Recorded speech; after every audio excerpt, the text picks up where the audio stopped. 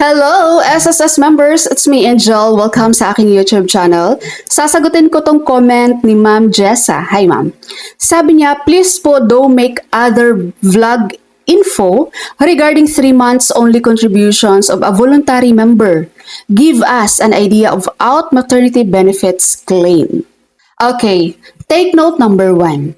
Sa computation po ng maternity benefits sa SSS, doon po sa iyong qualifying month, sa qualifying period mo, which is 12 months yon, dapat meron ka man lang at least 3 months na contributions para po kahit papano ay may makukuha ka pa ring maternity benefits sa SSS. Take note number 2. Doon sa 12 months period mo na yan, kukuha dyan si SSS ng 6 na may pinakamataas na monthly salary credit para yun po ang kanilang i-compute para sa makuha mong maternity benefits. Pero sabi ko nga, kahit 3 months lang naman nahulog yan, may makukuha ka pa ring maternity benefits. Pero syempre, medyo bababa lang yan compared naman doon sa kung meron kang 6 months na contributions doon sa iyong qualifying period. Ngayon, sa mga katanungan nyo dyan, mga magkano kaya ang inyong makukuhang maternity benefits kapag meron lang kayong 3 months na contributions doon sa inyong qualifying period? Ang amount guys, depende yan doon sa inyong contributions sa inyong qualifying period. Siyempre, kahit kung 3 months lang yan, maximum ka ng contributions, diba? Kahit papano, medyo malaki ang makukuha mo. Pero kapag pinakamababa lang yan, mababa lang din ang makukuha mong maternity claim. Ito, bibigyan ko kayo ng example para may idea kayo kahit papano no expected na makukuha nyo with SSS. Halimbawa, ang inyong date of delivery ay October 2026. So, itong October 2026, pasok yan sa 4th quarter. So, ang semester of contingency mo ay July 2026 to December 2026. Ngayon, ang iyong qualifying months, ito yung 12-month mo na dapat meron kang contributions dahil dito kukuha si SSS ng iyong maging maternity benefits. So, ang iyong qualifying months ay July 2025 hanggang June 2026. So ngayon, dito sa computation, meron ka nga lang 3 lang nahulog mo, di ba?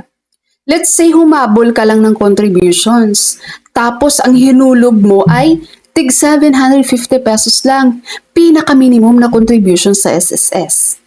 Ang katumbas po ng 750 pesos na contributions, ang katumbas niya na monthly salary credit ay 5,000 pesos. So ibig sabihin, i-add natin itong 3. So, ang iyong highest monthly salary credit ay 15,000 pesos. So, ngayon, itong 15,000, i-divide natin yan sa 180. So, 83.83, 83.33 times 105 days. No? For normal or CS, 105 days. So, ibig sabihin, kapag ang iyong contributions ay 750 pesos lang, tapos 3 months lang yan, ang makukuha mong maternity benefit sa SSS ay 8,750 pesos. So, yung hinulog mo sa kanila na 3 months na may total na 2,250 pesos, sa iyong maternity claim, yan, ang nakuha mo po ay 8,750 pesos. Malinaw po. And then ngayon, speaking of doon sa humabol ng contributions, guys, dapat maging aware din kayo doon sa pagbayad nyo kung anong buwan na kayo nagbabayad ha. Dahil bawal po dito ang late payments, guys. Halimbawa, ang semester contingency mo, July 2026 to December 2026, di ba? Kung nagbayad ka nung nagbayad ka ay July na 2026, considered as late payment yan. Wala kang makukuha maternity sa SSS. Okay, so yan ang makukuha mo kapag pinaka-minimum lang ang hinulog mo sa SSS. Ngayon, paano kapag nag-maximum contributions ka? Nung nalaman mong buntis ka, naghulog ka agad ng maximum contribution sa SSS, which is 3,000 pesos.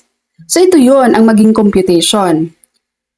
So ang katumbas na monthly salary credit sa hinulog mong 3,000 pesos ay 20,000. So, doon sa 3 buwan na yun, na tig 3,000 ang hulog mo, meron kang total na monthly salary credit na 60,000 pesos. So kapag ganun guys, ang makukuha mong maternity benefits ay 35,000. Yan ang iyong makukuha. Kapag kukontribute ka ng maximum contributions na 3,000 pesos. Okay, pero mas maganda sana yan kapag meron kang 6 months dyan, tapos tig 3,000 ang hulog mo, di ba? Makukuha mo yung maximum maternity benefits na 70,000 pesos. Okay, sa mga employed members naman natin dyan guys, same computation lang naman po pagdating sa maternity claim.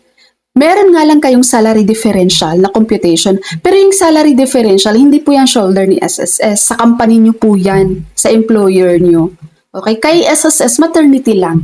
At same computation lang po ito. Mapa-voluntary ka man, employed or self-employed, same computation lang po sa maternity claim. Alright, SSS members, that's all for my video for today. Thank you so much for watching everyone. God bless you all.